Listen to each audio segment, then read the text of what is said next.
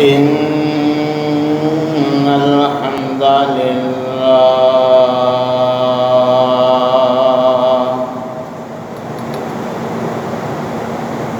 نحمده ونستعينه ونستغفره ونعوذ بالله من شرور أنفسنا ومن سيئات أعمالنا من يهده الله فلا مضل له ومن يضلل فلا هادي له وأشهد أن لا إله إلا الله وحده لا شريك له وأشهد أن محمدًا عبده ورسوله أما بعد فإن خير الحديث كتاب الله وخير الهدي هدي محمد صلى الله عليه وسلم وشر الأمور محدثاتها وكل محدثة بدعة وكل بدعة ضلالة وكل ضلالة في النار. يا أيها الذين آمنوا اتقوا الله حق تقاته ولا تموتن إلا وأنتم مسلمون. يا أيها الناس اتقوا ربكم الذي خلقكم من نفس واحدة وخلق منها زوجها وبث منهما رجالا كثيرا ونساء واتقوا الله الذي تساءلون به والأرحام إن الله كان عليكم رقيبا.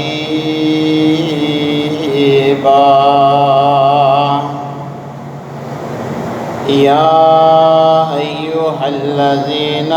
آمنوا اتقوا الله وقولوا قولا سديدا يصلح لكم أعمالكم ويغفر لكم ذنوبكم ومن يطع الله ورسوله فقد فاز فوزا عظيما. أما بعد فأعوذ بالله السميع العليم من الشيطان الرجيم من حمده ونفخه ونفسه. بسم الله الرحمن الرحيم. قال الله عز وجل في التنزيل ولا تقتلوا أنفسكم إن الله كان بكم رحيما ومن يفعل ذلك عدوانا وظلما فسوف نصليه نارا وكان ذلك على الله يسيرا.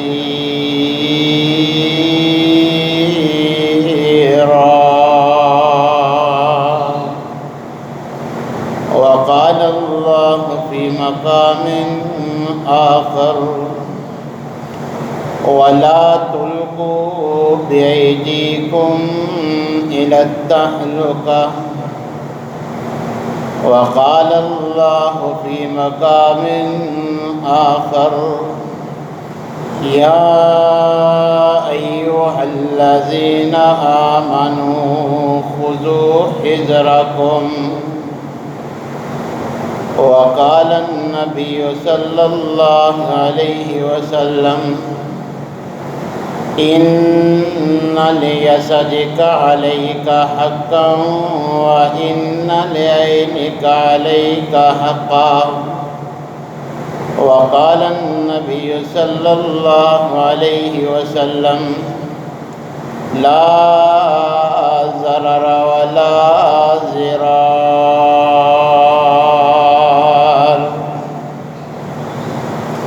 تمام قسم کی تعریفات مالک العلام ذوالجلال والاکرام وحدہ لا شریک مالک کائنات اور خالق ارض و سما کے لیے لاکھوں کروڑوں درود و سلام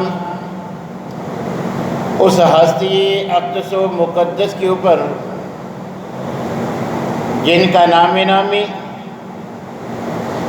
اسم گرامی جناب محمد الرسول اللہ صلی اللہ علیہ وسلم ہے۔ سامعین محترم، ہماری یہ جان اللہ احکم الحاکمین کی امانت ہے، اور اس کی حفاظت کو اللہ احکم الحاکمین کے ہاتھ میں ہے، مگر جہاں تک ہمارے دائرہ اختیار میں ہے اس کا تحفظ ہم سب کی ذمہ داری ہے۔ جب ہم کتاب و سنت کا مطالعہ کرتے ہیں تو یہ بات معلوم ہوتی ہے کہ اللہ کی نظر میں انسانی جان کی بہت زیادہ قدر و قیمت ہے۔ یہی وجہ ہے کہ ایسے مواقع پہ کہ جہاں انسانی جان کو خطرہ لاحق ہے، اللہ تبارک و تعالیٰ نے اپنے اصول، اپنے قواعد و ضوابط میں تبدیلی فرما دی اور انسانی جان کے تحفظ کی اجازت دے دی۔ مگر آج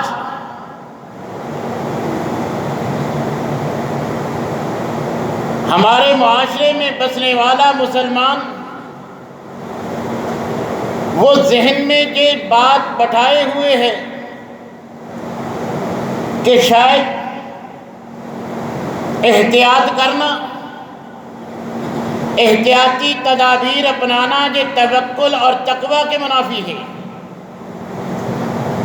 حالانکہ اللہ تبارک و تعالیٰ کے تمام احکام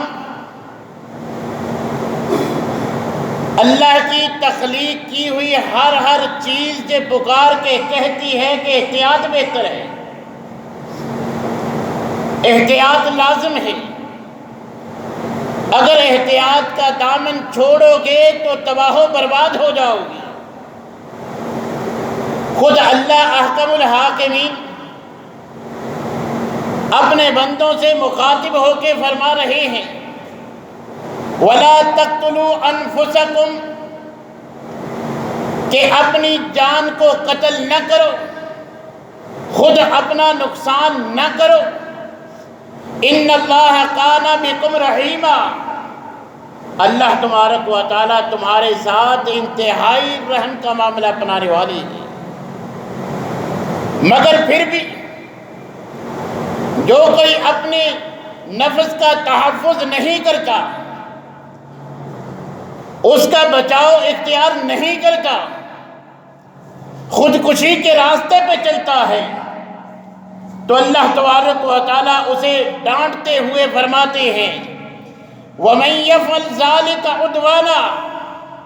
وَالظُّلْمًا، اللہ تبارک و تعالیٰ فرماتے ہیں مگر جو احتیاط نہیں کرے گا، اپنی جان بچانے کی تدبیر نہیں کرے گا، جب جان کو خطرہ ہے تو احتیاط نہیں کرے گا، اللہ تبارک و تعالیٰ فرماتے ہیں جو اپنے نفس پہ یہ ظلم اور زیادتی کرے گا فَسَوْفَ نُصْلِيهِ نَارًا، جو میری امانت کا تحفظ نہ کرے گا، اللہ فرماتے ہیں قریب اس کا ٹھکانہ جہنم کی آگ ہوگا۔ وَقَانَ ذَلِكَ عَلَى اللَّهِ يَسِيرًا، اور یہ کام اللہ احکم الحاکمین کے لیے کرنا انتہائی آسان ہے۔ دوسرے مقام پہ اللہ تبارک و تعالی اپنے بندوں سے مخاطب ہو کر یوں فرماتے ہیں وَلَا تُلْقُوا بِأَيْدِيكُمْ إِلَى التَّهْلُكَةِ، کہ اپنی کسی حرکت کسی کام کی وجہ سے اپنے آپ کو ہلاکت میں نہ ڈالو، اپنی جان کو خطرے میں نہ ڈالو۔ اپنے آپ کو خطرے میں ڈالنا، خطرہ مول لینا کہ ہلاکت خیز ہے، اللہ فرماتے ایسا مت کرو۔ تیسرے مقام پہ سورہ النساء میں اللہ تبارک و تعالی حکمن فرما رہے ہیں یا ایھا الذین آمنو، ایمان والے آج جو یہ سمجھ بیٹھے ہیں کہ حفاظتی تدابیر توکل کے منافی ہیں، جو رات قبر میں آنی ہے وہ تو آنی ہے، موت سے تو وقت آگے پیچھے نہیں ہو سکتا، پھر حفاظتی تدابیر اپنانے کی کیا بات ہے؟ نہیں میرے بھائیوں، یہ خلاف اسلام سوچ ہے۔ اللہ تبارک و تعالیٰ فرما رہے ہیں ایمان والوں سے مخاطب ہیں یا ایھا الذین آمنو، اے ایمان والو خذوا حذرکم، جب جان کو خطرہ ہو، تمہاری جان کو تمہارے نفس کو خطرہ لاحق ہو جائے تو اللہ تبارک و تعالی حکمن فرما رہے ہیں کہ بچاؤ کے اسباب اختیار کرو، تدابیر اختیار کرو۔ ایسے موقع پر جب جان کو خطرہ لاحق ہو، اللہ تبارک و تعالی کا حکم ہے کہ حفاظتی تدابیر اپنائی جائیں، ان کا مذاق نہ اڑایا جائے۔ اسلام تو ہمیں حکم دیتا ہے کہ اپنی جان کا تحفظ کرو، مگر آج ہم ہیں کہ جس وائرس سے لاکھوں جانیں جو ہے وہ چلی جا چکی ہیں، لاکھوں افراد متاثر ہو چکے ہیں، شور کیا جا رہا ہے، ڈرایا دھمکایا جا رہا ہے، مگر مسلمان ٹس سے مس نہیں ہوتے، کوئی حفاظتی تدابیر کا خیال نہیں رکھتے، اور جب ان کو کہا جائے کہ ایسا کرو وہ مذاق اڑاتے ہیں کہ یہ تو اللہ تبارک و تعالیٰ کے کام میں مداخلت ہے، یہ تو توکل کے منافی ہے۔ نہیں میرے بھائیوں، یہ اسلام کی وہ تصویر نہیں جو آج سوشل میڈیا پہ دکھائی جا رہی ہے۔ اللہ ہم سے مخاطب ہو کر جان کے تحفظ کا ہمیں حکم دے رہے ہیں،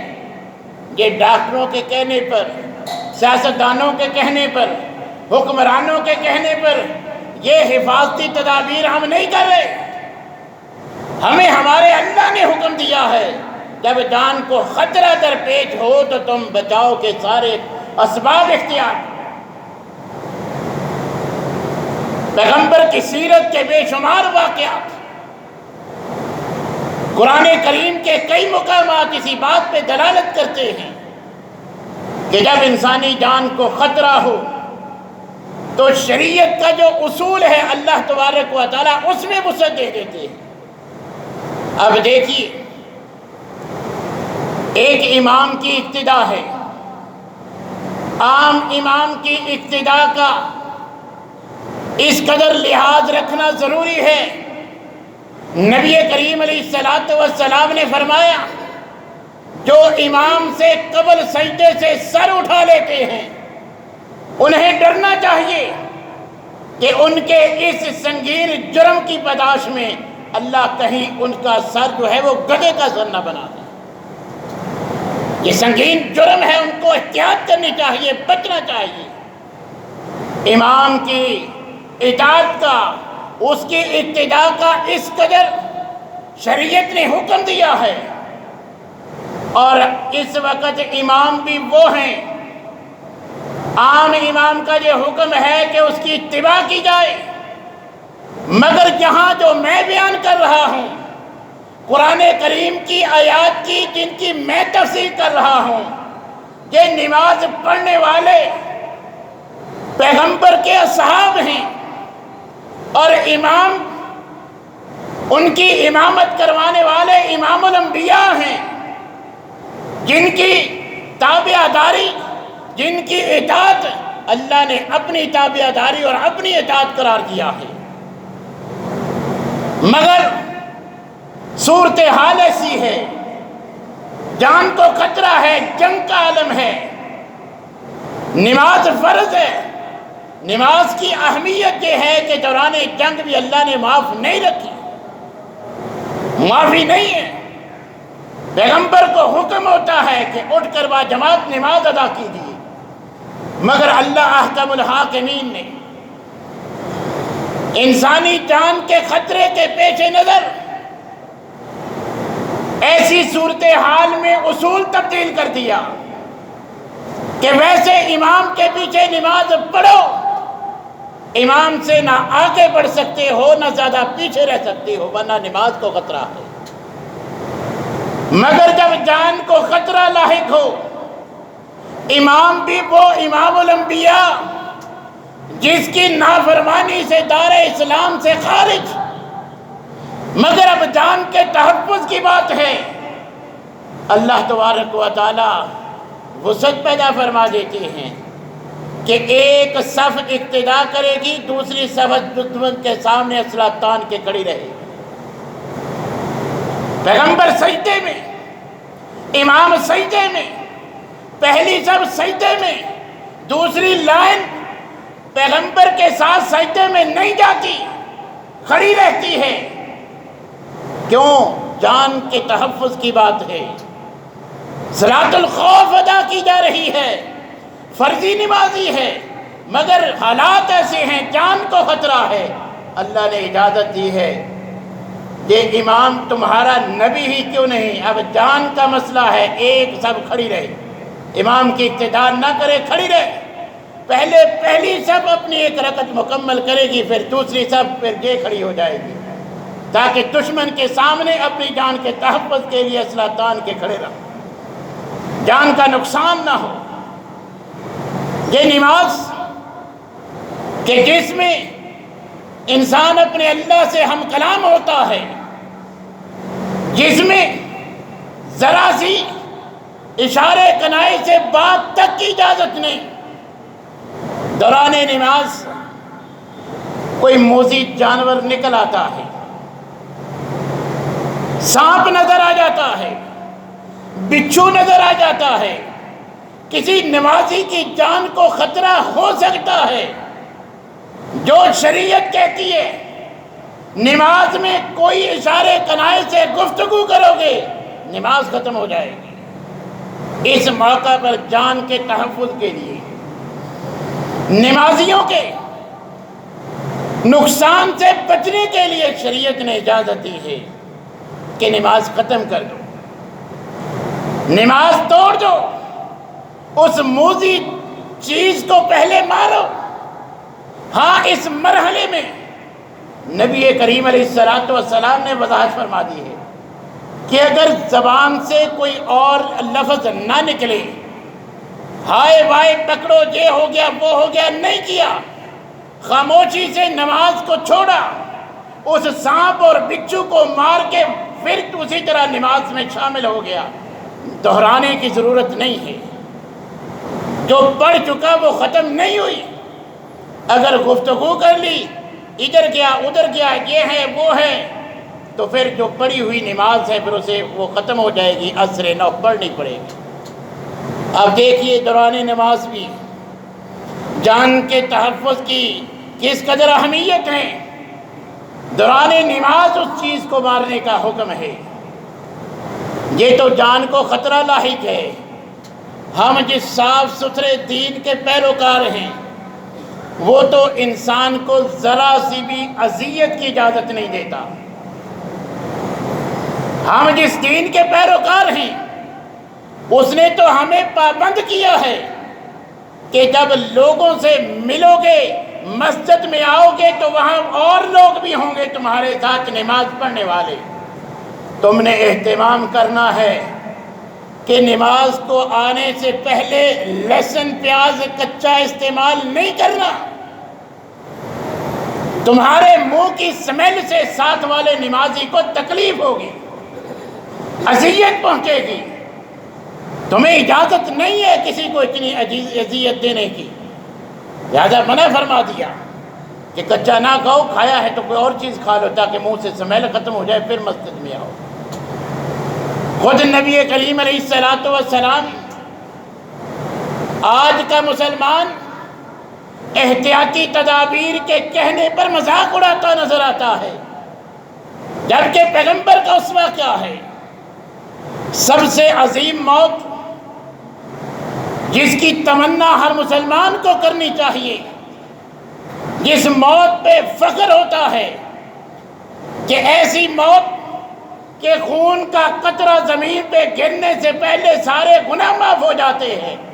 وہ شہادت کی موت ہے۔ اور یہ مجاہد بھی عام مجاہد نہیں ہیں، یہ جہاد کرنے والے یہ پیغمبر کے صحابہ ہیں، ان کی قیادت کرنے والے وقت کے پیغمبر امام الانبیاء ہیں۔ ہر کسی کی خواہش ہے کہ اللہ مجھے قبول کر لے، میری جان جاتی رہے، اللہ راضی ہو جائے۔ اس جذبے کے ساتھ بھی میدان میں اترتے ہیں، زرہ پہنتے ہیں، ڈھال استعمال کرتے ہیں، اپنے بچاؤ کی جتنی جنگی تدابیر ہیں ساری اختیار کرتے ہیں تاکہ آنے والے امتی کو پتہ چل سکے کہ توکل کیا ہے۔ جنگ میں ہر کسی کو خواہش ہے کہ میں شہید ہو جاؤں، مگر پھر بھی دشمن کے تیر و تلوار سے بچنے کے لیے زرہ پہنی ہوئی ہے، ڈھال کا استعمال ہوتا ہے، ہمیں سمجھانے کے لیے، بتلانے کے لیے کہ یہ احتیاط توکل کے منافی نہیں ہے، یہ کوئی غیر شرعی بات نہیں ہے۔ یہ پورا رمضان کا مہینہ اللہ نے ہمیں احتیاط ہی کی تو ٹریننگ دی ہے، کیسے میں نے اور آپ نے ایک ایک منٹ، ایک ایک سیکنڈ کی احتیاط کی ہے۔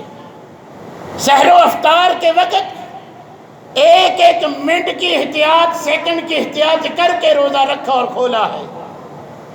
یہ شریعت ہی تو ہمیں سکھلاتی ہے۔ اب ہم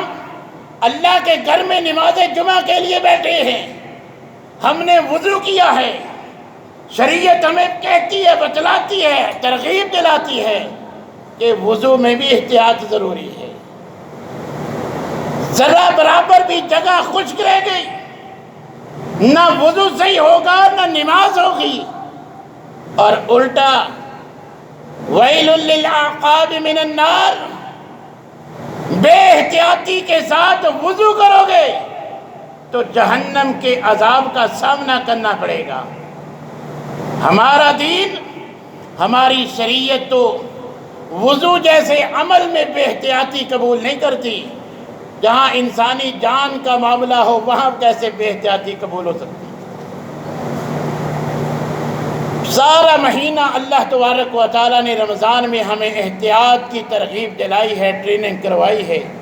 مگر پھر بھی آج مسلمان احتیاطی تدابیر کو نظر انداز کرتے ہوئے، ان کا مذاق اڑاتے ہوئے، ان کو غیر شرعی کہتے ہوئے نظر آتے ہیں۔ حالانکہ علماء کرام نے کتاب و سنت کے دلائل کی روشنی میں تحریری طور پر، زبانی طور پر امت کی رہنمائی کی ہے کہ یہ خلاف اسلام نہیں، بلکہ جب جہاں جان کی بات ہو، جان کے تحفظ کی بات ہو، شریعت نے یہ وسعت دی ہے، اس وقت ہمیں شریعت کے ان احکام کو ماننا چاہیے جو اللہ اور اس کے رسول نے ایسے موقع پہ اختیار کرنے کا ہمیں حکم دیا۔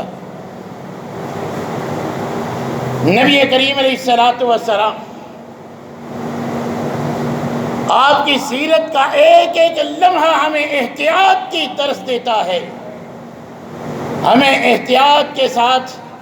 اپنی جان کے تحفظ کا، احتیاط کرنے کا نبی صلی اللہ علیہ وسلم کی ساری زندگی میں جو ہے وہ ہمیں سبق ملتا ہے۔ تو اللہ تبارک و تعالیٰ نے بھی یہی ہمیں حکم دیا ہے کہ اپنے جان کو خطرہ لاحق ہو تو احتیاط کرو، اپنے بچاؤ کے سارے اسباب اختیار کرو، خذوا حذرکم، حکماً اللہ فرما رہے ہیں۔ اور خود نبی کریم علیہ الصلوۃ والسلام نے بھی اپنی زندگی میں عملی طور پہ اللہ تبارک و تعالیٰ کے اس حکم پہ عمل کر کے دکھلایا۔ ثقیف کا وفد آتا ہے، اس میں 1 کروڑ کا مریض ہے، نبی صلی اللہ علیہ وسلم کو علم ہوتا ہے، آپ اس سے ملاقات سے قبل ہی پیغام بھیج دیتے ہیں کہ بالواسطہ تمہاری بیعت قبول کر لی گئی ہے، تم اپنے گھر واپس لوٹ جاؤ۔ نبی کریم علیہ الصلوۃ والسلام نے بیمار اونٹ کے بارے میں رہنمائی فرمائی ہے۔ نبی کریم علیہ الصلوۃ والسلام نے فرمایا، صحیح بخاری کے الفاظ ہیں، لا یورکن ممرض علی مسح۔ نبی کریم علیہ الصلوۃ والسلام نے فرمایا، بیمار اونٹ کو صحیح اونٹوں میں نہ لے کر جاؤ، ان کو بیماری لگنے کا خطرہ ہے، ان کو بھی بیمار کرو گے، لہذا بیمار کو الگ رکھو۔ یہ سوشل ڈسٹینس جس کا ہم مذاق اڑاتے ہیں، یہ نبی کریم علیہ الصلوۃ والسلام نے اختیار کی ہے اور اس کا ہمیں حکم دیا ہے۔ آج جب یہ وائرس اتنا سنگین کہ علم ہی نہیں، بیماری اتنی سنگین کہ اس کا علاج ہی نہیں، اور اس مرض سے لاکھوں انسان متاثر، لاکھوں جو ہے وہ فوت ہو چکے، مگر پھر بھی آج مسلمان اگر احتیاط نہیں کرتے تو یہ کتاب و سنت کی نافرمانی کرتے ہیں، شرعی احکام کی پامالی ہے۔ شریعت جان کے تحفظ کے لیے بچاؤ کی احتیاطی تدابیر اختیار کرنے کا ہمیں حکم دیتی ہے۔ حکمران کہیں نہ کہیں، وہ یہ کہتے رہیں عام فلو ہے، وہ کہتے رہیں ہر کسی کو ماسک کی ضرورت نہیں، وہ جو بھی کہیں، ہم نے صرف کرونا وائرس سے احتیاط نہیں کرنا، بلکہ اللہ نے ہمیں جو احتیاط کا حکم دیا ہے، ہر اس لمحے احتیاط کرنا لازم اور فرض ہے جب انسانی جان کو خطرہ ہو۔ کرونا وائرس کی صورت میں بھی، ون ویلنگ کی صورت میں بھی، ڈرائیونگ کرتے وقت غلط جو ہے وہ بے احتیاطی کرتے وقت بھی، اور اسی طرح ہر قسم کا نشہ جس سے صحت کو نقصان پہنچتا ہے وہ بھی حرام ہے۔ آپ کتاب و سنت کا مطالعہ کر کے حلت و حرمت کے مسائل جو ہے وہ پڑھ کے دیکھ لیجئے۔ ہر ایسی چیز کہ اللہ نے انسان کی جو باڈی بنائی ہے، اس کے لیے جو نقصان کا سبب تھی، اللہ نے حرام قرار دے دی۔ ہر حرام چیز اگر اس میں آپ تحقیق کریں تو اس کا انسانی جسم کو نقصان پہنچتا ہے۔ تو جیسے کرونا وائرس سے بچنے کے لیے احتیاط لازم ہے، اسی طرح نشہ سے بچنے کے لیے، اسی طرح ایکسیڈنٹ سے بچنے کے لیے، اور دیگر ایسے مراحل، ایسے مواقع جہاں ہمیں نقصان پہنچ سکتا ہے، ویسے مقام پہ اللہ تبارک و تعالی ہمیں حکمن فرماتے ہیں، خذوا حذرکم،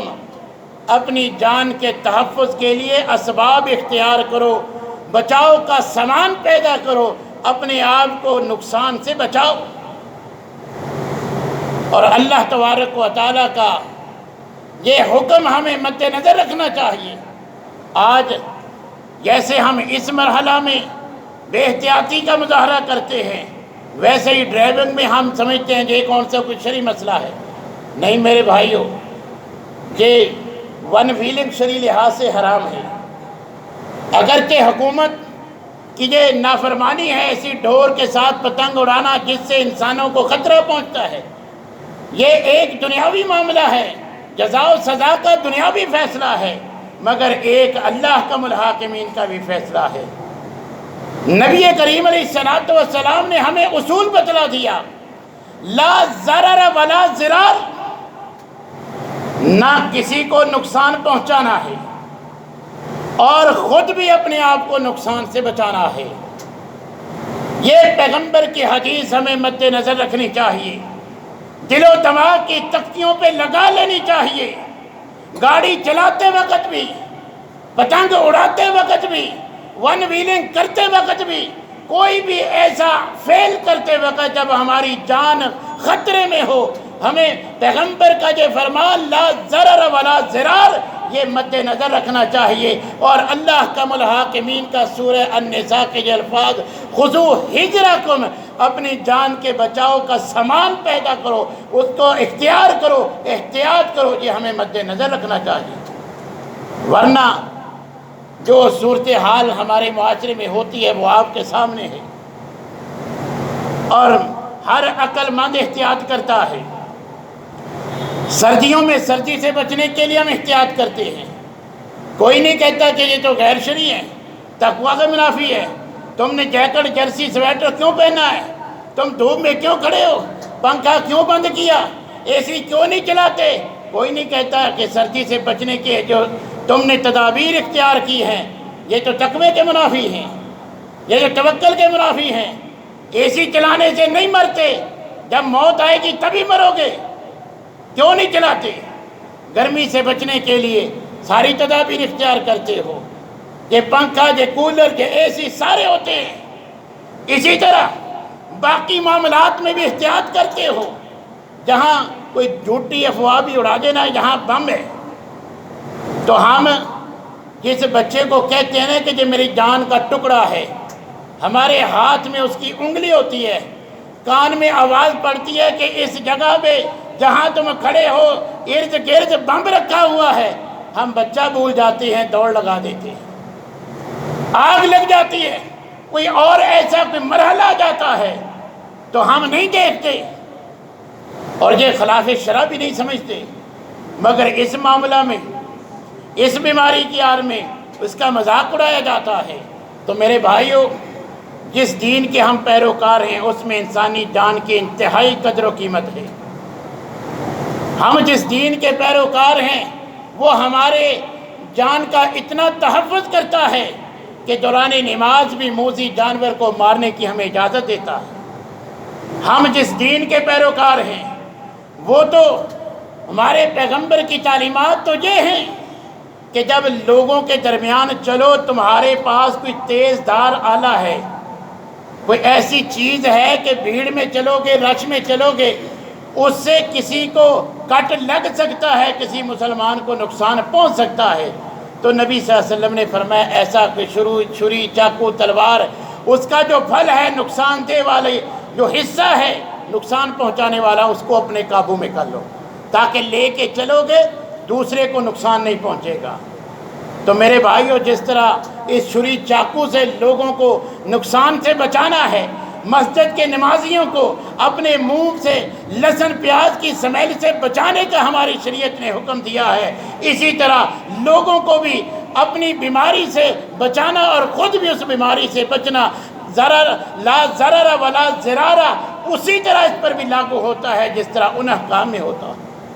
لہذا شریعت بھی ہم سے یہ تقاضا کرتی ہے کہ انسان جب بھی تیری جان کو خطرہ ہو، تو نے جان بچانے کے لیے جو تدبیر کر سکتا ہے کرنی ہے، اختیار کر کے اپنے آپ کو بچانا ہے۔ پیغمبر اور صحابہ نے عملی صورت میں دوران جنگ بھی زرہ استعمال کر کے، ڈال استعمال کر کے عملی صورت میں بتلا دیا، اللہ کے حکم پہ عمل کر کے ہوئے کہ خذوا حذرکم کا معنی کیا ہے، مطلب اور مفہوم کیا ہے، تقوی ہوتا کیا ہے اور احتیاط ہوتا کیا ہے، یہ پیغمبر نے خود عمل کر کے ہمیں بتلا دیا۔ اللہ تبارک و تعالیٰ سے دعا ہے کہ اللہ تبارک و تعالیٰ ہمیں تمام ایسے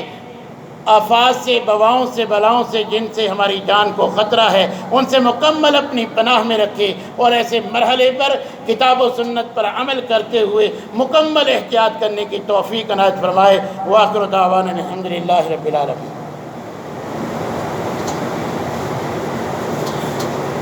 ان الحمدللہ